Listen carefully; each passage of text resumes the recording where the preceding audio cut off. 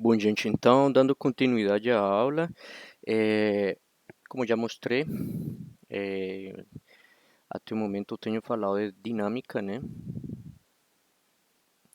Dinâmica, certo? E temos utilizado dois conceitos, né? Dois conceitos. Temos utilizado o conceito newtoniano, né, que respeita aquela questão dos marcos de referência inerciais e não inerciais, né, envolvidos numa cadeia cinemática aberta, enquanto que temos utilizado também o conceito energético, né, de Lagrange, né? Então temos utilizado duas concepções para solucionar o mesmo problema. Entretanto, como mostrei na primeira parte dessa aula, as duas concepções foram utilizadas para confeccionar a modelagem de dinâmica direta, né, de um robô manipulador, de uma cadeia cinemática aberta, né, para ser mais genéricos. O que foi que vimos lá nessa dinâmica? A gente viu o modelo dinâmico, a gente verificou, né, que existe um torque, né, e a gente verificou que ele pode ser escrito como m de θ, θ dois pontos, né, mais h, θ, θ ponto, né? E ainda mais, a gente também falou que poderia acrescentar aqui um termo, né? O termo que está associado com os range, né? Do efetuador final. Ou seja, que querendo ou não, a gente incluiu o efetuador final para dar uma, né? Para dar uma inicializada no problema de dinâmica inversa e assim modelar o problema de dinâmica direta. Então eu vou colocar aqui em vermelho só para deixar claro que ele pode ser utilizado, né? Mas que não representa necessariamente uma obrigatoriedade, porque pode que meu robô ele não tenha nenhuma força, nenhum range no marco no efetuador final, né? Então pode acontecer que não exista isso, né? Aliás, eu vou colocar, esqueci aqui, vou colocar o jacobiano, né? Jacobiano transposto de θ vezes o range, né? No marco Fn mais 1, certo? Isso aqui, de alguma maneira, é opcional. Opcional dependendo das circunstâncias. Por quê? Porque pode ser que meu efetuador final se esteja executando alguma tarefa. Por exemplo, imaginemos o caso de um robô manipulador soldador, né? Aquele que na indústria chega, pega duas lâminas e solda, né? Ele tem que fazer controle de força, né? Então ele tem que ter uma força no efetuador final. Então não tem como a gente não incluir isso aqui, né? Teríamos. Cada aplicação vai definir qual é o modelo que a gente quer, né?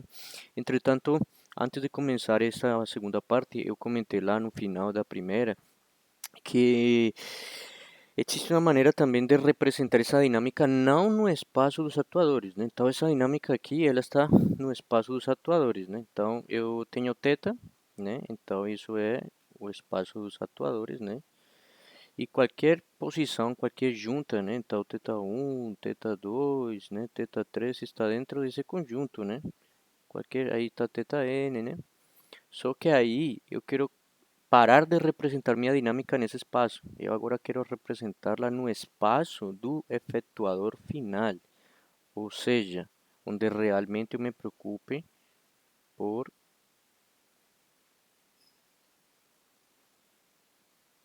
por isso aqui.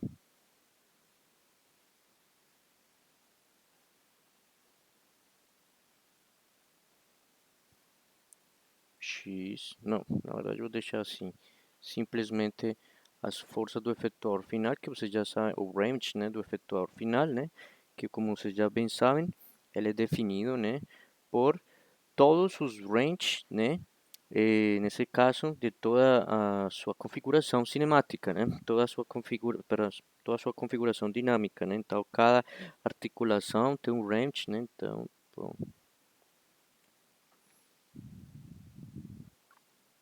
hum,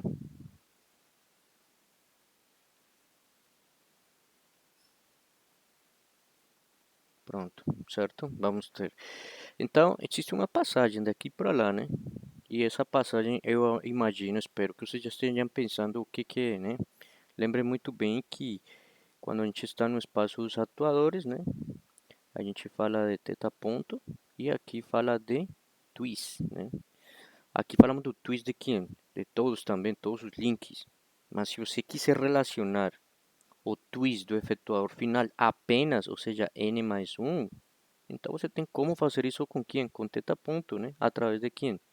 Do jacobiano, né? Então existe uma ligação através desses dois, que é o jacobiano, né? Que é uma matriz que pode ser ou não singular. Então, nesse caso, o que vamos fazer? Pues, sabendo de antemão, sabendo que o twist é igual em n mais 1, né? Mas vou colocar apenas v, né? Aquele v diferente, né? E j θ ponto. Então, podemos fazer ainda v ponto igual a j ponto de θ vezes θ ponto mais j de θ vezes θ dois pontos. O que a gente vai fazer aqui? Vai isolar θ ponto e θ dois pontos, né?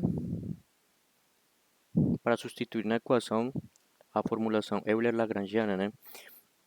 Então, e temos que θ ponto é igual a j ponto a menos 1 de θ vezes twist ponto. Perdão, não.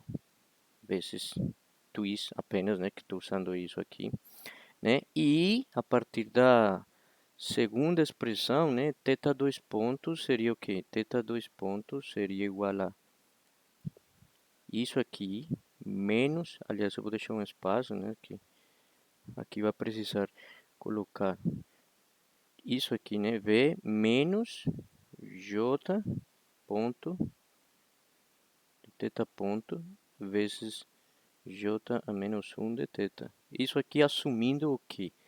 Que J é uma matriz que é invertível, né? Que tem inversa, né? Que é não singular, né? Então, partindo desse pressuposto e sabendo que θ ponto é igual a isso aqui, então a gente pode colocar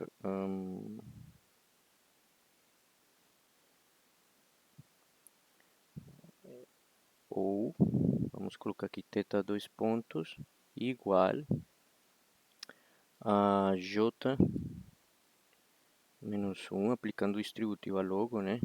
V ponto menos J ponto, né? Só que aqui vai ter J menos 1 de θ vezes J ponto de θ vezes θ ponto, que por sua vez é ponto a menos 1 de θ twist, né? Então aí temos uma relação de θ dois pontos, só que agora no efetuador final. Eu poderia colocar aqui n mais 1 como subíndice a cada twist, né? E teríamos isso.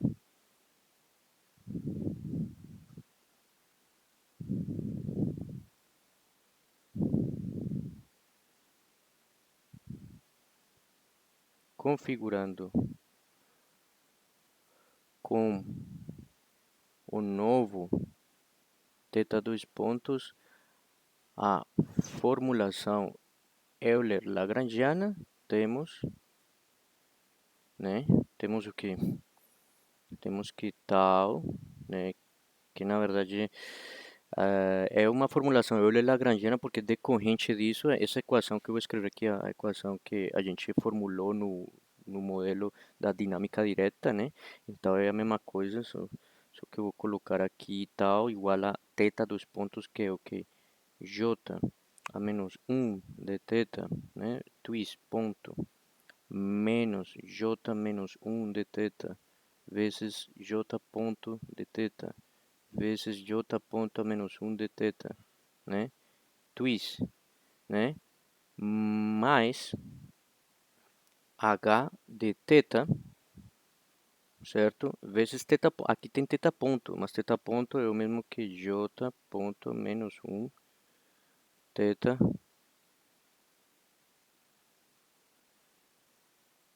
twist, né? E... Gente, peraí, tem uma coisa meio incoerente aqui. Por que eu botei... A partir dessa expressão, a gente calculou θ ponto e ficou aqui, só que eu não sei por que eu botei aqui um ponto, ficou parecendo que é a derivada, né? E aí fica isso, então aqui, ó, tarará, aqui substituiu θ ponto aqui e ficou aqui Isso. Então aqui é isso. Pronto. Agora sim.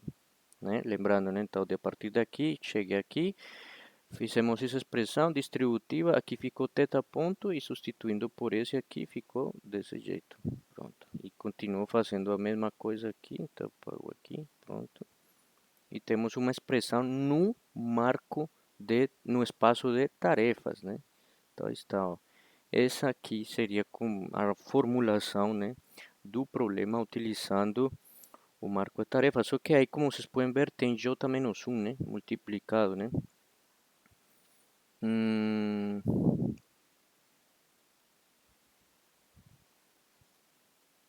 Então, o que a gente pode fazer agora? Então, denotando, peraí. Denotando. Olha bem, denotando. J-1 transposto como se fosse J menos transposta. É uma simbologia como para dizer que primeiro calculo a inversa e depois a transposta, né? Então agora o que eu vou fazer? Vou pré-multiplicar isso. Ou seja, vou multiplicar pela esquerda, né? Toda essa equação anterior. E pré-multiplicando é o mesmo que eu falava anteriormente, né? Essa pré-multiplicação é multiplicar pela esquerda, né? Então, se eu vou pré-multiplicar, é tipo assim, j a menos t igual a j a menos t m de θ, j a menos 1, certo? Twist. Se antes eu tinha associado a m, olhe bem, θ 2 pontos, agora tenho a m, tenho associado twist ponto, que é aceleração também, só que é a aceleração do efetor final. Menos, aqui o j menos transposto de m de θ, certo? Aqui esqueci de colocar o tal, certo? Que mais? J a menos 1 de θ, J ponto de θ, J a menos 1 de θ, vezes o twist, né? Mais J a menos T de θ, de H θ, J menos 1 de θ, twist. Conclusão. Se a gente assumir que isso aqui, depois vemos aqui, isso aqui e isso aqui, o que a gente tem aí então? Lembrando, né, claro, lembrando que esse termo aqui, esse termo, o último termo aqui, h de θ, θ2, θ ponto, que foi convertido para o efetor final, isso aqui na verdade é o que? J de menos t, a ver, J menos t, deixa eu escrever direito isso aqui, é o mesmo que C de θ ponto, né? Mais J é menos T, termo da gravidade, né? Aqui. Ou seja, temos várias coisas a levar em consideração aqui, né? E aí você tem uma coisa ainda mais interessante que eu vou desmembrar aqui já já. Bom, essa parte aqui, por sinal, fica também J menos T de θ, C de θ vezes J menos 1 de θ twist, né? Mais tudo isso. Então, se a gente analisa esse termo aqui, isso aqui é como se fosse então vou colocar aqui um termo, vou colocar como um lambda maiúscula, certo? De θ. Somente aquele até aqui, né? O twist fica de fora. Aqui, certo? Eu tenho uma parcela que está relacionada com a matriz de inércia do robô em geral, mas está multiplicando apenas por twist, não é o twist ponto. Então aqui é velocidade. Então essa parte junto com essa parte daqui, tipo, em outras palavras, isso aqui junto com isso aqui, é como se fosse um termo que representasse, eh, vou chamar aqui de eta, certo? Que está associado com quem? Com teta e o twist. Em outras palavras, ele representa a aceleração centrípeta e termos de Coriolis, né, associados ao efetuador final. Em outras palavras, estamos dizendo que o efetuador final ele está acrescentando Coriolis, né, no está acrescentando aceleração centrípeta e fenômeno de Coriolis dentro do espaço, certo, do efetuador final, certo, pelo movimento de todas as articulações. Então aqui estamos incluindo isso também de alguma maneira, né? Isso que é expressado em termos do twist, né? E esse aqui, por sua vez, pues seria como se fosse essa parte aqui, né? Que na verdade é o que sobrou. Essa aqui seria a gravidade, né? Os termos gravitacionais, né? Que como bem sabemos, estão associados a isso aqui, né? Certo? Eles então nesse caso seriam, pues, podemos colocar g de θ, certo? Só para representar que está associado com a gravidade, né? E se vocês analisam direitinho, então, assim, ou o modelo, né, no espaço dos atuadores,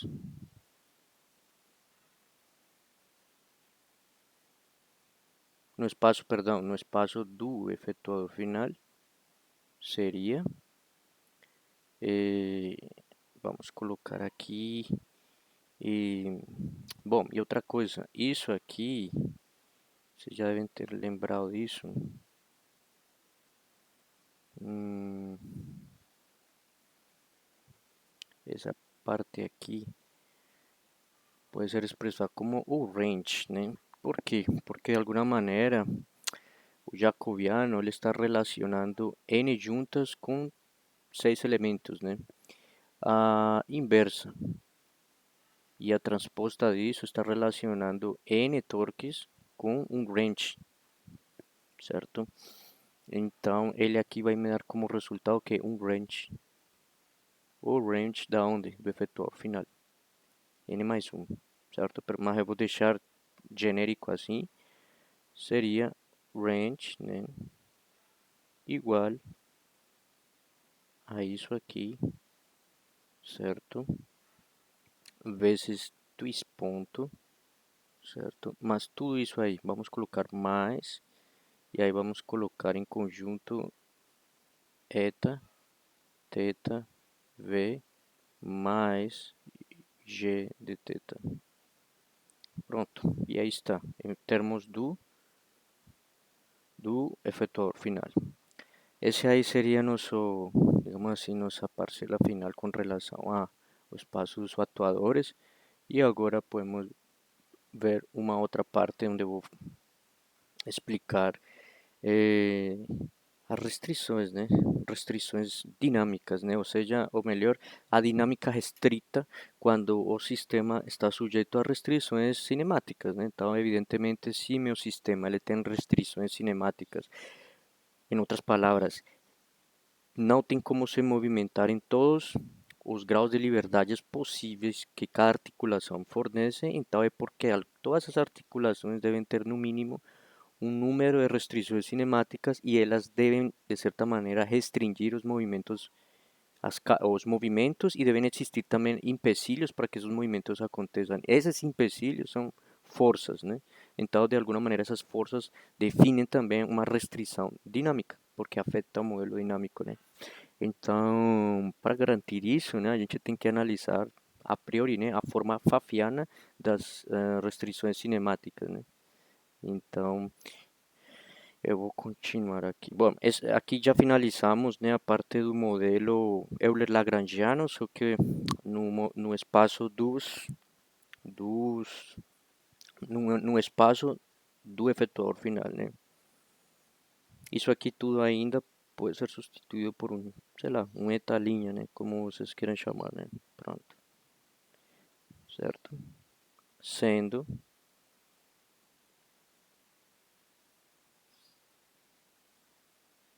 j menos t de teta m de teta j menos um de teta, pronto, e aí está, né? Esse seria o gama, o lambda teta, e esse aqui seria o eta, teta e v de twist, né? Pronto. Bom, esse seria o modelo no espaço, vou colocar aqui modelo.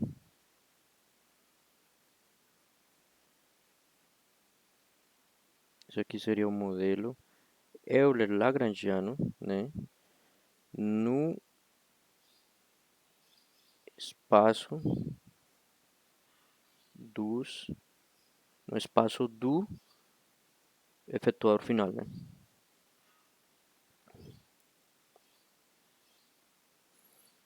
Pronto. Importante isso, por quê? Porque muitas vezes você quer saber a aceleração e quer saber também a posição do efetuador final diante da sua aplicação, né? Então, o efetuador final vai ser, digamos assim, o ponto-chave da sua modelagem, né? Então, você quer que o efetuador final fique sempre fijo sobre uma superfície plana, então você já sabe que a força só pode ser, por exemplo, em um único eixo, vamos supor o eixo C, que seria contra a superfície que ele está fazendo força, né? E se você restringe esse movimento, você pode definir toda a estrutura do que você quer que ele faça nessa superfície em função do espaço do efetuador final, né? E aí então você teria um modelo Euler-Lagrangiano, né? Automaticamente pronto, né? Se você analisar isso com calma, você percebe que essa transformação que a gente fez aqui agora dá para modificar também o algoritmo que a gente utilizou de dinâmica direta. O único que vai mudar aí é que cada vez que você tem um θ, você calcula com o jacobiano o twist do efetuador final. E assim por diante, né? Até você chegar a um ponto em que você vai ter o seu respectivo, né, range correspondente para o movimento que você quer no efetuador final, né? Bom, com isso aí então fica clara a parte de modelo dinâmico no espaço do efetuador final. E agora vou passar para explicar um pouco sobre o que seriam essas restrições, né? Ou simplesmente dinâmica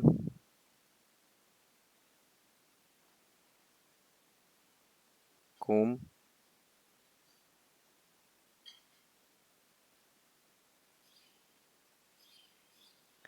com restrições, né? O que seria uma dinâmica com restrições, então? A priori a gente já tá lembrando, então primeiro teríamos que lembrando que é, para um robô manipulador com N coordenadas generalizadas, né?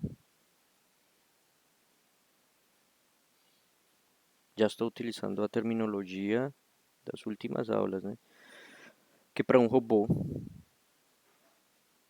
lembrando que para um robô manipulador com N coordenadas generalizadas, né, você tem N graus, bom, N graus de liberdade, evidentemente você também tem K restrições, mas essas K restrições aparecem aonde, então? Se você tem o N coordenadas generalizadas, você tem N torques, correto? Mas olhando desde o ponto de vista newtoniano, cada, cada torque é um elemento dentro de seis elementos que você tem em total. Ou seja, que cada junta, na verdade, tem que ter no mínimo 6 graus de liberdade porque está no espaço, né? Então, no R3, né? Falando de espaços tridimensionais, né? Então, nesse sentido, se você tem n graus de liberdade, certamente você tem uma estrutura com K restrições, né? Restrições cinemáticas Então, você tem uma estrutura que a gente já viu, né? Existe uma função que pode ser holonômica ou não holonômica, integrável ou não, né, respectivamente, que garante que você tenha uma matriz que depende de θ, que vezes θ ponto é igual a zero, sendo que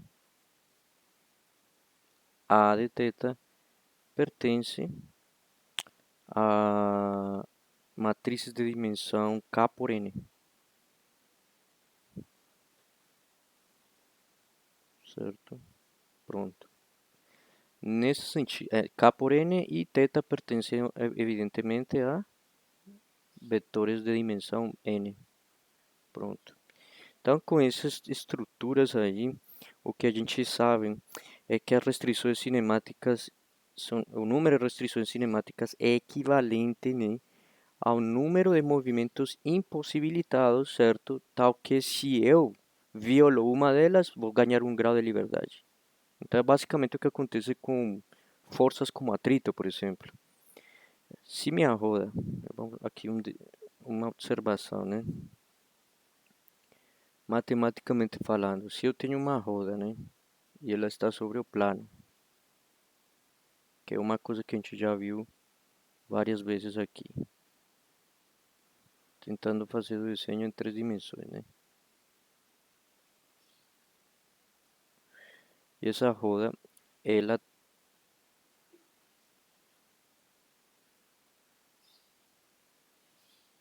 está girando sobre seu eixo, né? Θ, né? Θ ponto. Se ela só pode ir nesse sentido, né? Ela não tem direcionabilidade, steering, né? Então ela vai nesse sentido, né? Pronto. Se ela por algum caso se movimentasse assim, isso pode acontecer, por exemplo, num veículo a alta velocidade, dá uma curva a alta velocidade, a roda escorrega, né? Esse escorregamento é movimento no sentido contrário ou, por dizer assim, perpendicular ao plano de rotação natural da roda. A roda só pode rotar nesse sentido, ao redor desse eixo. Ela não tem como fazer rotação, certo? Em sentido oposto, não pode fazer, perdão, rotação em sentido perpendicular a esse plano, né? Então, nesse sentido, isso é uma, digamos assim, uma restrição cinemática. Isso significa o quê? Que se eu tenho uma roda que tem, por exemplo, coordenadas x, y e θ, tenho 3 graus de liberdade aí, né? 3 x, y e θ, a posição cartesiana e o giro que ela faz sobre o ângulo. Se eu digo que a restrição cinemática é isso aqui, estou dizendo que em x, se aqui é y e aqui é x, estou dizendo que a velocidade nessa direção é nula, ou seja, ela não pode se movimentar nesse sentido. Se eu digo que isso aqui é zero, estou dizendo que a roda não se desloca nem em x, nem em y, nem em combinação possível desses dois. Se eu colocar isso aqui ainda, estou dizendo o quê? Que ele não vai nem se deslocar, nem em x, nem em y, e ainda assim também não vai rotar sobre o seu eixo.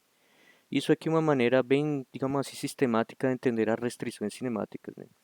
Então, por exemplo, se minha roda ela foi feita para se deslocar, só que no sentido do plano de rotação, então ela vai ter que ter apenas essa restrição aqui.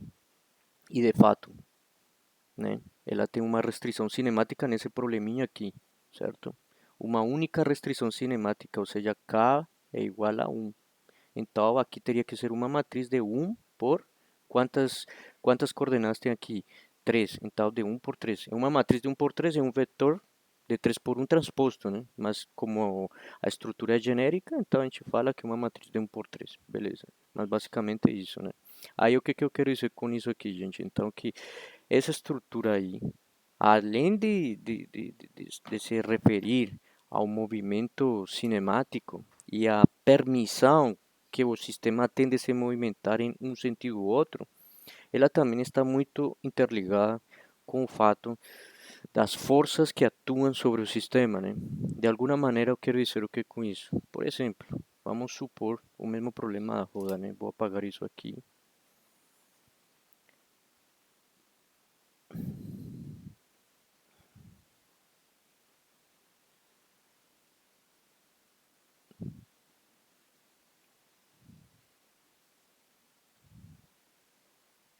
Vou fazer uma roda melhor.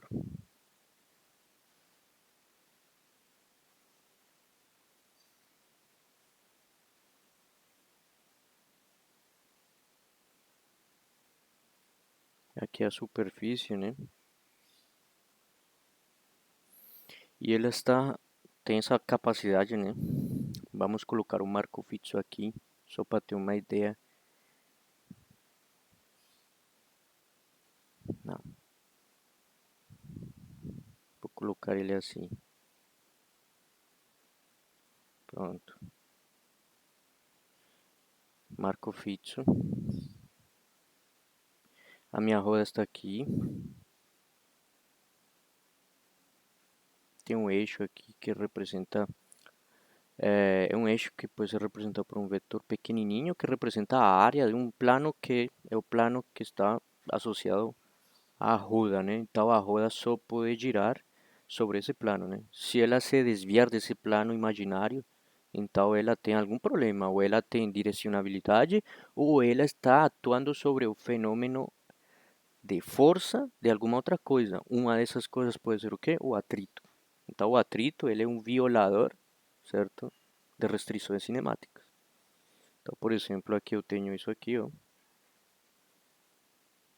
a velocidade, né? E se eu estou impondo que ele só se movimente aí, e aqui eu tenho um marco da roda, né? Então vamos lá. Essa roda está em três dimensões, está em R3, né? Então pronto, está em R3, certo? Se está em R3, eu espero que ela tenha quantos graus de liberdade? Todo corpo rígido deve ter o esperado, né? É igual a quantos graus de liberdade? 6, né? Então pronto, eu vou analisar se tem os 6, né? Primeiro, eu sei que essa roda só se movimenta no plano, então ela não tem. E ela nunca pula. Então, o que era x, y, c, né? Um ângulo, vamos chamar alfa, beta e gama. Sendo que alfa é a rotação ao longo do eixo x, beta ao redor do eixo y e gama ao redor do eixo z.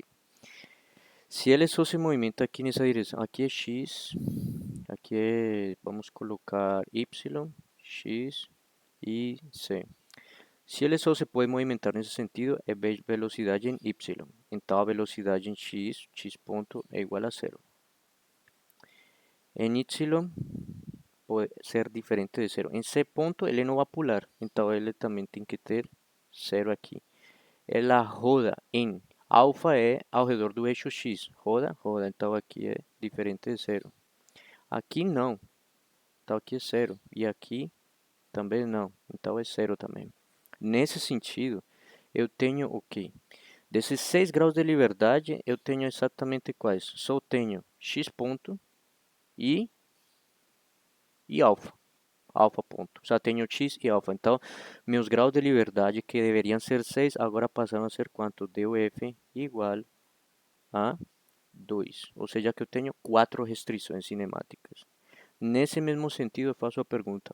Bom, não faço a pergunta porque não tem ninguém para responder, mas a questão é simples. Se eu tenho quatro, quatro restrições cinemáticas, eu posso também assumir que existem quatro forças que eu não estou vendo que estão garantindo que esses movimentos perdão, em X, em C, em beta e em gama não aconteçam. Esse fenômeno aí é o que chamamos de forças de restrição, né? E a gente vai modelar elas justamente utilizando o conceito de restrições cinemáticas em forma Pfaffiana e os multiplicadores de Lagrange, digamos assim, uma abordagem teórica bem comum, inclusive em cálculo, né? Em cálculo e em muitas áreas, inclusive de otimização, entre outras, né? Os multiplicadores de Lagrange, né? O que diz um multiplicador de Lagrange? Basicamente que eu tenho uma restrição e uma função, em algum momento elas são paralelas, e utilizo esse paralelismo para criar um sistema de equações cuja variável adicional é lambda, que é conhecido como multiplicadores de Lagrange, né? Então são como mais ou menos que, basicamente, se eu calculo o gradiente do mapa da função em questão, que está restrita pela função a θ ponto, se eu calculo o gradiente dessas duas funções e verifico se elas são paralelas, a resposta a isso é um lambda, é digamos assim, um número escalar que vai multiplicar um vetor por um vetor, né? E ele vai resultar como a função, como o gradiente da outra função que está sendo restrita. Então, no final, os multiplicadores de Lagrange podem ser vistos geometricamente como um fator que torna duas coisas, digamos assim, paralelas, né? Então, basicamente é isso. Por isso, o multiplicador de Lagrange se usa muito, inclusive, nas áreas de otimização, né? Na parte de otimização. Bom, então, olhando para isso, então deve existir umas forças generalizadas, né? Então deveria existir forças generalizadas, certo? Cuja energia, certo? Cuja ou com energia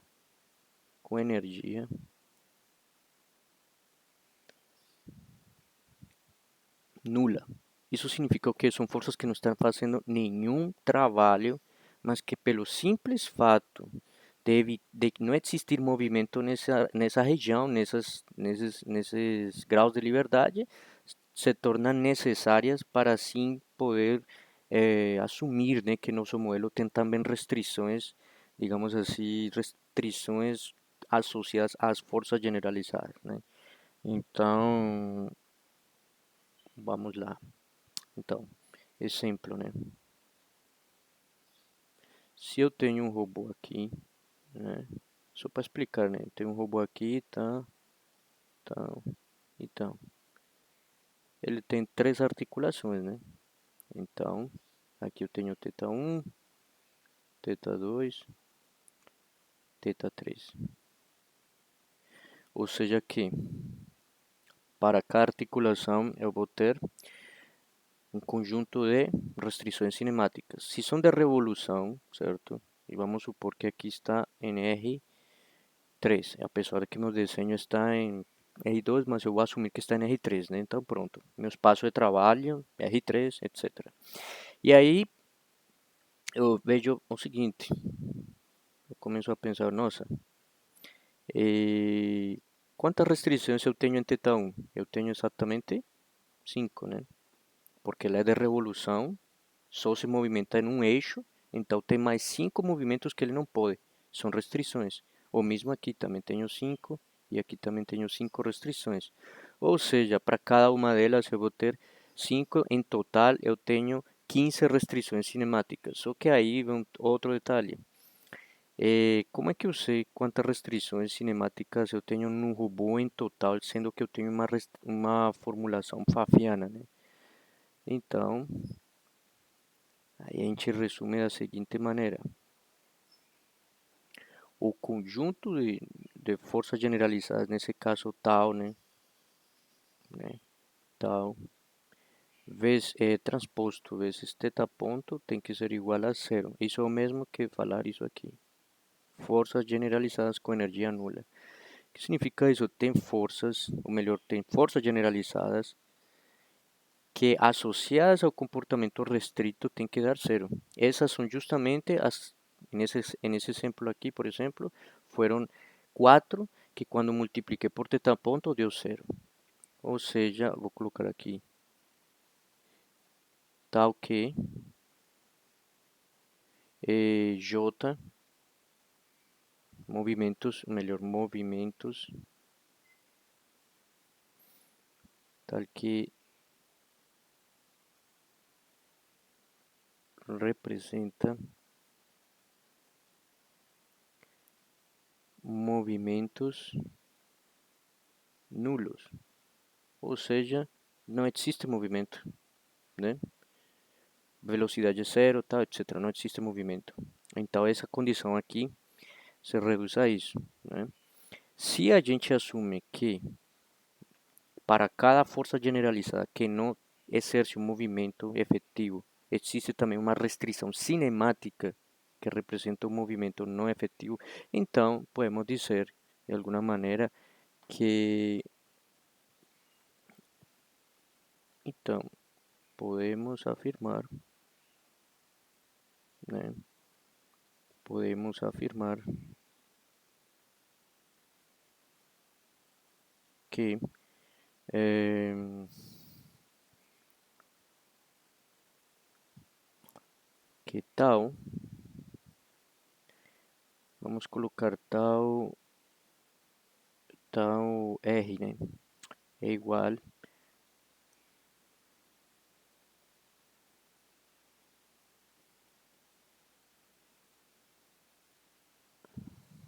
Aqui eu vou colocar melhor de outra maneira.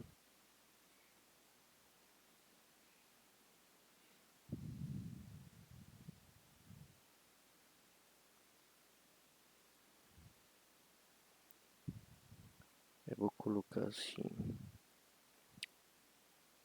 Tal é um vetor, né? Então deve existir um lambda, né? Deve existir um lambda. Vamos colocar aqui, a ver, A de teta melhor. A de teta, certo? Teta ponto, certo? Ou seja que aqui vai ter teta ponto e transposto, certo? Igual a zero. Então aqui vou colocar um transposto também. Pronto. O que eu quero dizer com isso? Sabemos que a energia é tal versus velocidade angular. Então isso é o mesmo que se tal r ponto teta ponto igual a zero. Dessa maneira estou dizendo que e sendo tal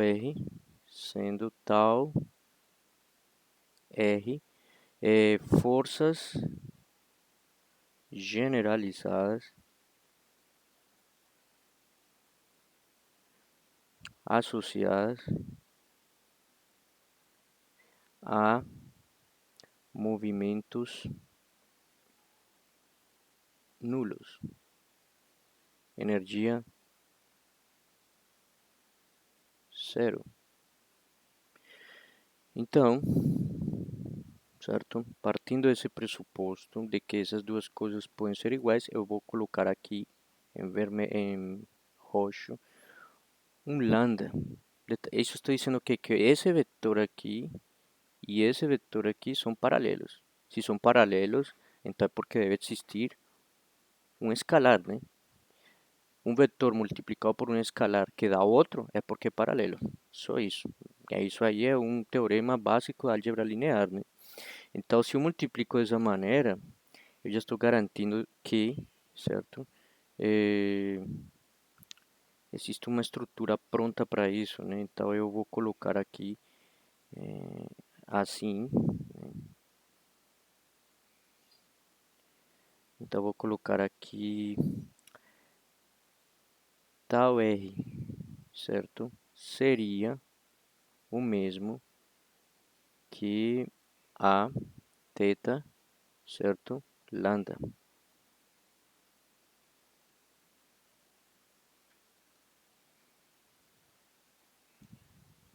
Exatamente, certo?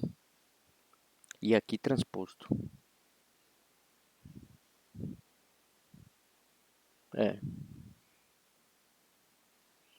é melhor, porque aí então fica o produto ponto, e aqui quando eu faço a transposição, é, eu quero que o A fique, o A fique do outro lado, então na verdade aqui eu posso colocar, eu não preciso colocar ele transposto, né? Posso deixar ele assim melhor, pronto. Aí já guardo uma relação melhor, né, entre as duas coisas. Eu vou definir assim, então quando eu fizer, quando eu fizer a transposta disto, né, já que aqui é transposto, né, então vai ficar desse jeito, né. Bom, então dessa maneira, sendo que lambda pertence a vetores de dimensão k, né, e assim então eu posso substituir e tal r transposto, né, θ ponto é o mesmo que A transposto de θ vezes lambda, que é o mesmo que lambda transposto A de θ, certo? Vezes θ ponto. E isso, por sua vez, vai dar igual a zero para todo lambda que pertence a RK. Pronto. De essa maneira, temos uma estrutura para essas forças. Então, essas forças têm que ser escritas da seguinte maneira: hum, reescrevendo, reescrevendo para a formulação Euler-Lagrange, temos que o tal, né, é igual a m de θ dois pontos, mais h de θ ponto, e você pode somar o, a força do wrench no efetuador final, se quiser, só que agora também vamos a somar isso aqui, ó. O torque das forças generalizadas a movimentos nulos, ou seja, as que não executam nenhum movimento, mas a gente coloca porque de alguma maneira com isso a gente está considerando a restrição de movimento. Assim, se seu robô executar um movimento indevido, você já descobre que a restrição está sendo violada e uma causa disso pode ser o quê? Escorregamento, derrapagem, atritos, qualquer tipo de atritos que existe, modelagem sobre atrito, e é uma área que se pesquisa muito ainda, pelo menos, né? Quando se fala de atrito, ou se fala também de movimentos rotativos com ou como a carga de ou força de precarga, torque de precarga em articulações de revolução, isso termina tendo comportamentos parecidos a uma mola e isso termina dando um comportamento também flexível, né? A sistemas que eram para ser rígidos, né? Então, já por aí começam os problemas, né? Eh, os problemas que a pesquisa hoje em dia tenta resolver, né? Então, esse aqui somado com quem? Com TR, que seria o mesmo que a t de θ lambda, sendo que isso aqui é o quê? Os torques associados às restrições cinemáticas, certo? Ou seja, as forças generalizadas que não executam nenhum trabalho ou têm energia zero. Pronto. Então, colocando isto aqui, tem algo mais interessante ainda. Associamos a nosso modelo uma outra equação, que é a equação Pfaffiana, né? Igual a zero. Pronto. Então aí já fica claro, né, qual a relação que existe entre essas forças generalizadas, né, certo? E hum, forças generalizadas e, digamos assim, hum, e as restrições cinemáticas. Pronto. Uhum,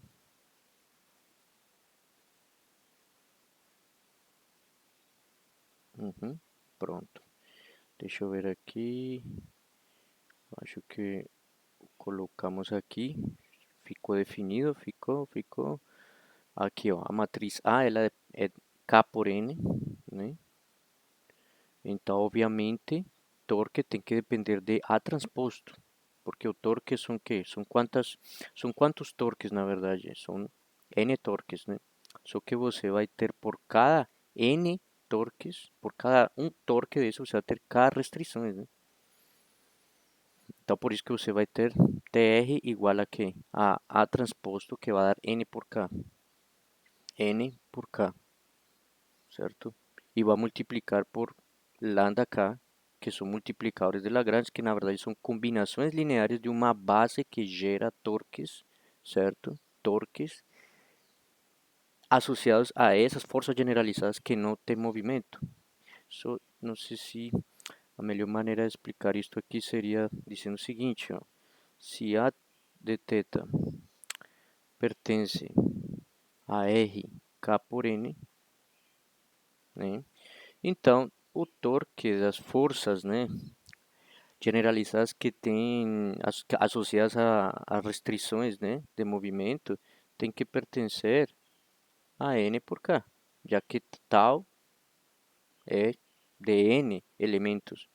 Só que o que a gente viu aqui é que então isso tem que ser um múltiplo, né? Um múltiplo não, uma combinação linear de quem? De A de θ transposto, né? Que seria que pertence, né, a R, K, N por K. Ah, e se ele é uma combinação linear, significa então o quê? É isso que estou mostrando lá embaixo, só que agora explicando de uma maneira, pues, digamos assim, geométrica. Esse ADT, se ele é de N por K, eu vou ter uma coluna aqui, certo? Que vai representar que essa coluna aqui vai representar, digamos assim, o torque, certo? Da ou melhor, torque de restrição 1, aqui o torque de restrição 2, até chegar ao torque de restrição K. E isso, por sua vez, vai multiplicar um vetor de lambda que tem K elementos, lá 1, lambda 2, até chegar a lambda K. A multiplicação disso vai ser nada mais do que uma combinação linear, né? Por aí vai. Aqui, inclusive, isso em forma tensorial seria TRI, lambda I, ou seja, é um escalar, né? E esse escalar corresponde justamente a escalar, não. Isso aqui é um tipo assim, porque aqui, não, nem tensorialmente poderia dizer que estou representando isto, porque eh, se fosse tensorialmente eu queria um vetor, então aqui teria que colocar I, né? Então aqui mais um elemento I, né? Mas não, então isso aqui é uma coluna, uma outra coluna e aqui tal, K colunas. Então eu tenho uma combinação linear de K vetores que me vai dar um vetor TR. Só que esse lambda vai variar, né?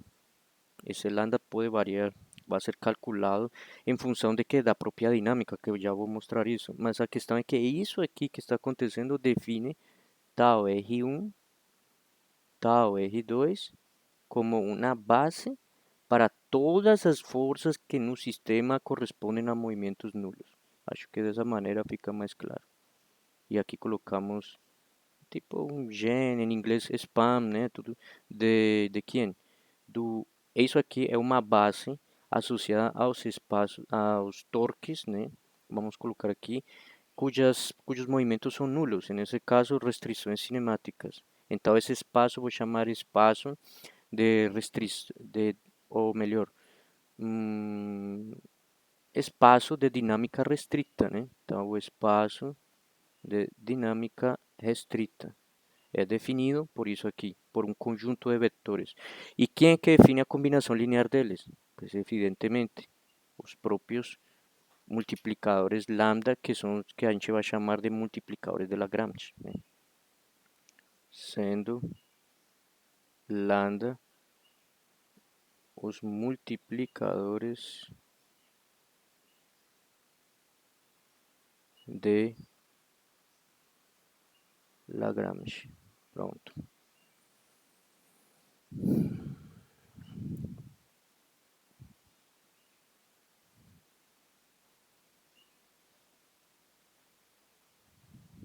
Pronto.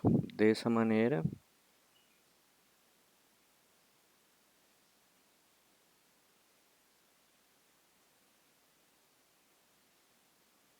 maneira já temos aí uma digamos assim, uma coerência, né, entre essas duas coisas. O que, que a gente pode fazer agora? Incluir isso, certo? E chegar a uma maneira sistemática de calcular isso aí, né? A maneira sistemática para calcular isso tem que presumir de alguma maneira, né, de que e A, M de teta e A de teta sejam matrizes que possuam posto completo, né, full rank, né, de tal maneira que o posto dela seja igual ao número de colunas da matriz.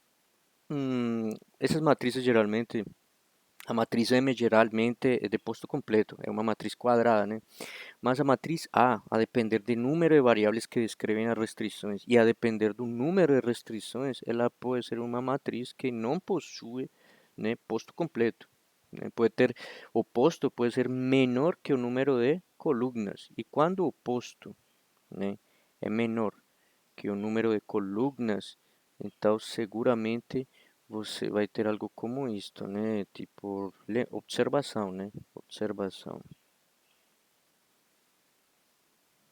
oposto da matriz A somado com a nulidade, né? O que é a dimensão do espaço nulo da matriz A. Eu vou colocar aqui como nulo, né? De A.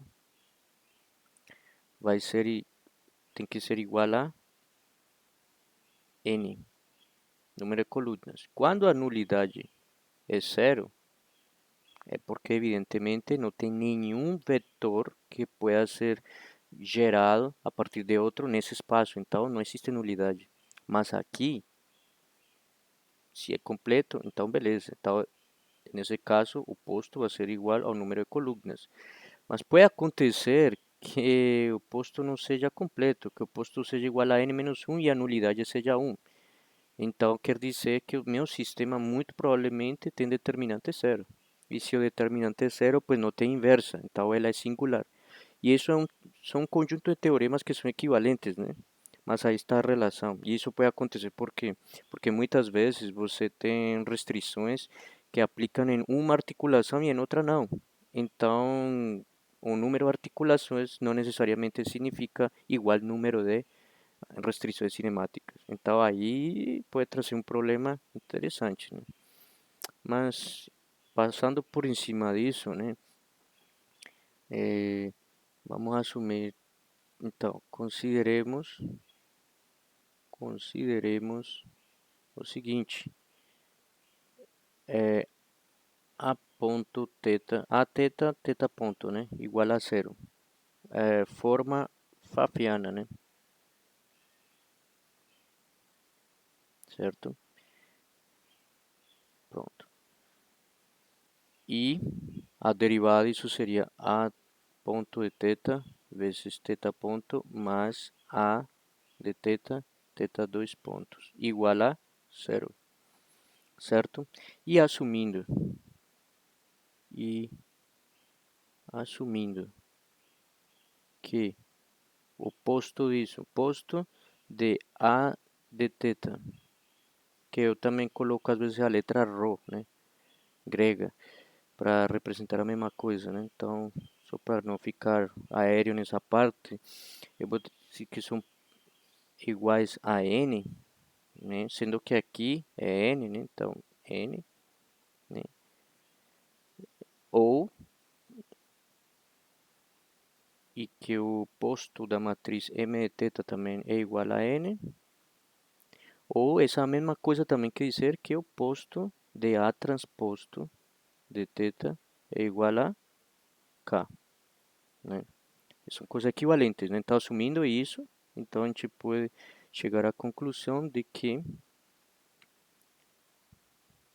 a θ, assim,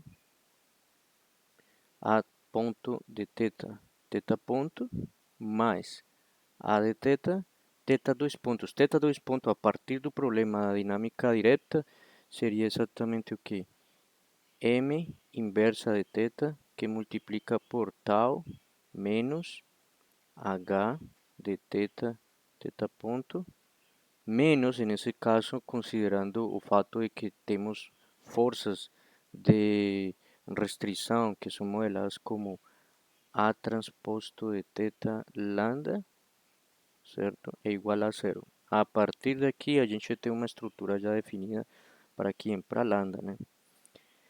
A maneira mais simples de fazer isso é o que sabemos que daqui, dessa pequena equação aqui que a gente concluiu pela regra do produto para derivadas, né, matriciais, a gente tem que menos a de θ, θ dois pontos é igual a ponto de θ, θ ponto. E é justamente isso que a gente precisa aqui, ó. Então, fica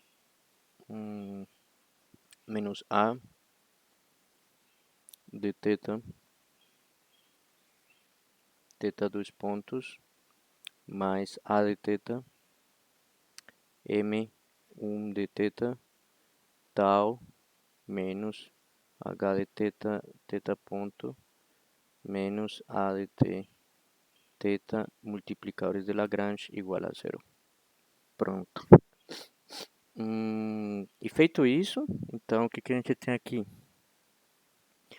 Pois multiplica tudo isto, né? Faz distributiva tal, e a gente vai chegar a um lambda, né? Mas, ó, como esse termo aqui multiplica por isso e por isso, eu vou deixar multiplicado e mando para o outro lado. E vai passar como negativo, mas esse menos daqui vai deixar como positivo. Isso aqui passa como negativo, positivo, mas fica negativo. Então, eu já logo vou fazer desse jeito, né? Então, vai ficar lambda igual. Aqui tem um a de t, então vou deixar para um espaço para fazer depois, né? Vai ficar negativo, passa positivo, a de teta, m menos 1 teta, né? Que multiplica por tau menos h teta, teta ponto, certo? Hum, e fecha aqui. Aqui passa como positivo, mas com esse menos daqui vira negativo de novo. Fica a de teta, teta, dois pontos. E tudo isso vai multiplicar por essa estrutura aqui, que também multiplica o ADT. Em outras palavras, vai ficar A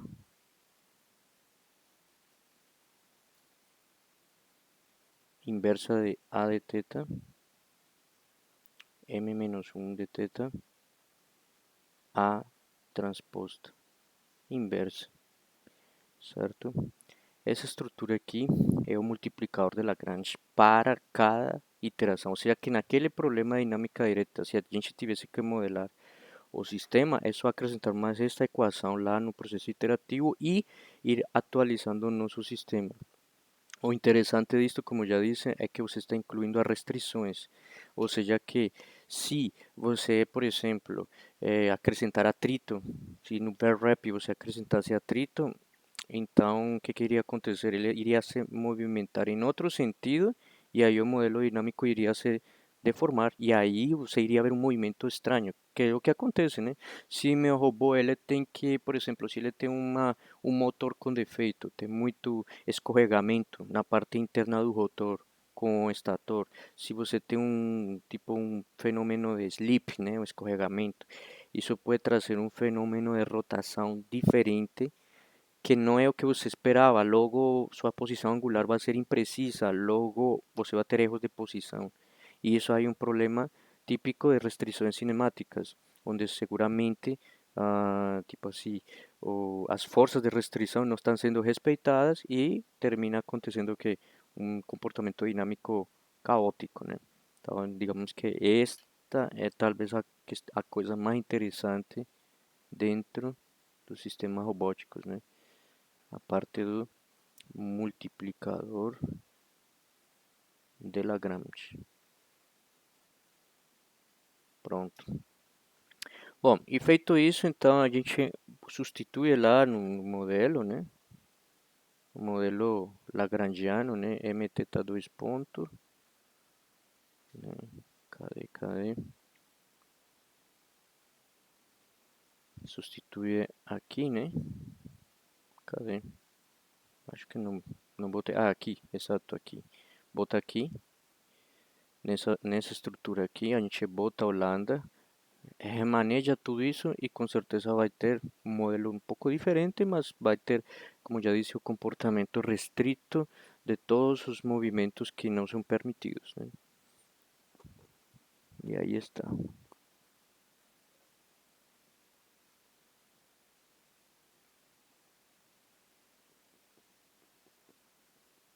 Pronto. Bom, então não sendo mais, agora só falta o que? Verificar como, digamos, algumas coisas que a gente pode associar ao movimento de um robô são fundamentais, né? Entre elas os atuadores, né? A inércia, certo? A inércia por si não é sempre o que a gente acha, né? Ela vai depender muito também dos sistemas que estão dentro de cada link. O link não é um link puro, né? Ele está associado a caixas de redução, motores, né? Cada motor por sua vez tem uma dinâmica em particular, etcétera, né? E tudo isso de alguma maneira termina definindo os conceitos que a gente tem sobre o funcionamento, né, do robô. Então, num robô real, talvez, o modelo que a gente tem ainda está faltando algumas coisas, que são simplesmente o que? A inércia. A inércia não é o que a gente vê naquele modelo necessariamente. A gente também vai ter que incluir, né, a inércia associada a cada motor, né? E essa inércia associada a cada rotor, pues vai depender muito da de como o motor é, qual é o comprimento dele, o rotor ele é feito de que maneira, que figura geométrica compõe o rotor. Entre mais preciso seja, melhor ainda, porque você vai ter uma consideração direta da energia cinética rotacional do motor, né? A parte mecânica propriamente dito, falando da energia cinética do rotor, né? E pronto. E em outras palavras, quando você coloca tudo isso, essa energia vai sendo levada no seu sistema como digamos assim, um acréscimo ao que a gente já fez ao longo dessas aulas no modelo, né? Um acréscimo a todas as energias cinéticas do sistema em geral e por aí em diante você vai, né, encontrando uma estruturas cada vez mais precisas, né?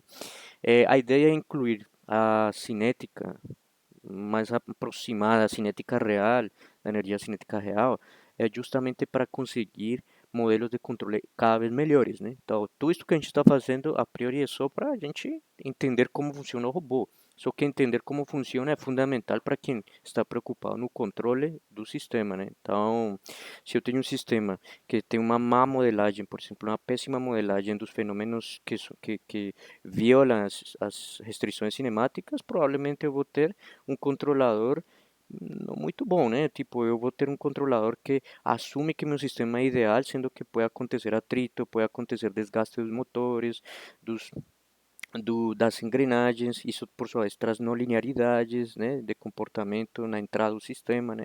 E se eu não levo isso em consideração, pues então meu controlador vai agir como se meu sistema fosse ideal, né? Evidentemente, quando problemas como estes, né, que levam em consideração a inércia, eh, ou melhor, em outras palavras, quando você considera a inércia nesse tipo de problemas, é porque você está se preocupando pelo peso, né? A massa, né? E a massa, quando ela é relativamente significante com relação a outras coisas do entorno ou do sistema, de alguma maneira você termina caindo em um problema físico de controlar as contribuições inerciais feitas pelo sistema a seu controlador, né? Seu controlador pode não levar em consideração inércia e ele vai assumir que o controle independe da massa, né? Então, você criar um torque para um sistema leve não é o mesmo que criar um torque para um sistema pesado, né? Então, por isso que isto aqui é bem significativo, né? Então, aqui, na verdade, eu já terminei essa parte dinâmica, eu acho que eu posso dar por finalizado, entendeu?